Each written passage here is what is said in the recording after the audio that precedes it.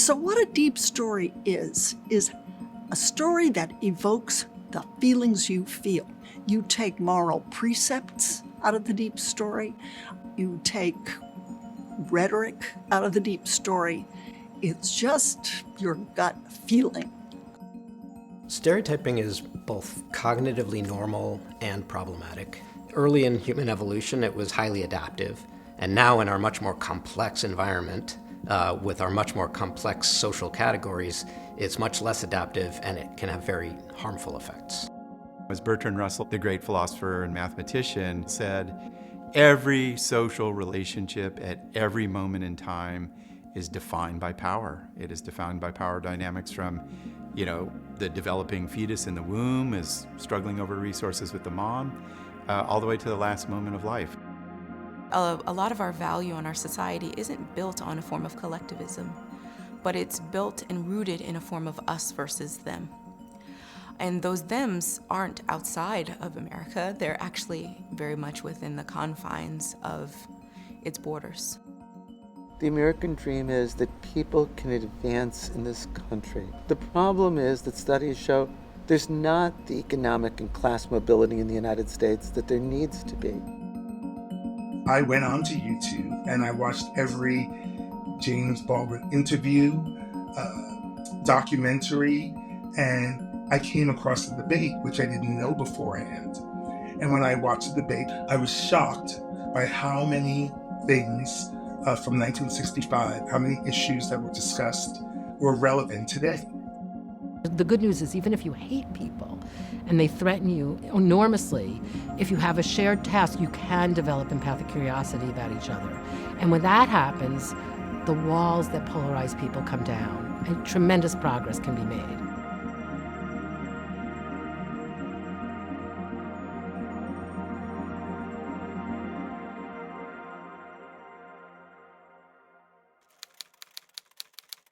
The power paradox sums up my 25 years of studying power. There's evidence for this thesis from small-scale societies that lived 10,000 years ago to contemporary organizations in tech, which is groups tend to give power to individuals who advance the interests of the collective, right? Most typically, you can think of counterexamples, but typically that's how we, in most settings, give power. And a lot of research shows that people who make other people more innovative, people who share resources, people who build strong social networks through their charisma, right? They tend to rise in power.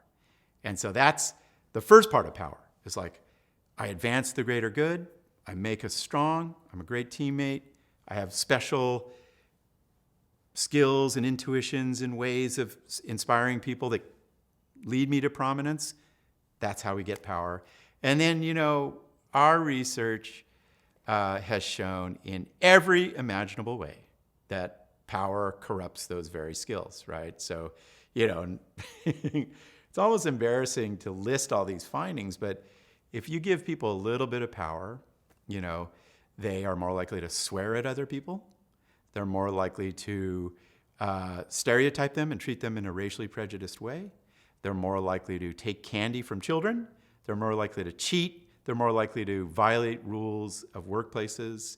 They're more likely to have sexual affairs.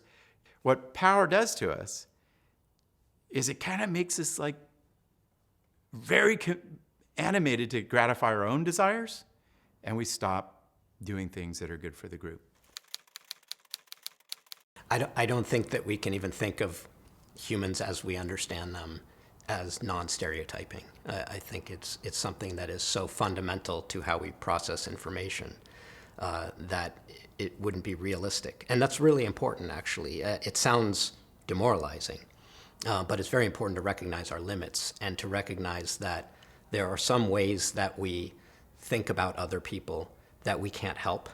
And so it's very important to try to change the decision-making environments and the structures and the incentives and the rewards and consequences than to try to reprogram how people process information and how they react to other human beings.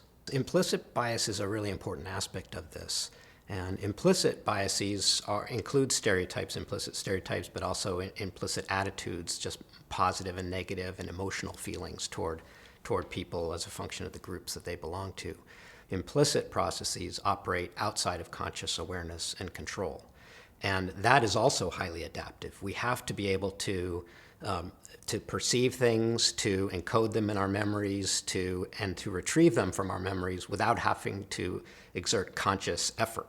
Otherwise, we'd be overwhelmed by all of the stimuli that are flowing into our five senses at any given moment.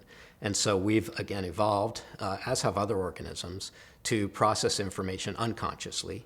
And that means that we retrieve it unconsciously. And the reference to implicit means that we don't have a subjective experience of that memory being activated in our thoughts. And so when we encounter a person from a group that is stereotyped, that stereotype gets activated automatically, and whatever ambiguous behavior, whatever ambiguous cues they're sending us, or whatever mind we're trying to read, we do that through the filter of that implicit stereotype, and it causes us to make a biased judgment. This is in some ways sort of the underbelly or the dark side of the individual-community relationship, because in many ways community usually confers strength and comfort and support. One of the challenges of stereotyping and bias and implicit bias and all of those things in general is that it reveals our tendency to view people from other communities, from other categories, as being more similar to each other than they actually are. And then we regard the individual with reference to their community, which could be a positive thing, but can also be a negative thing, and it takes away their individuality.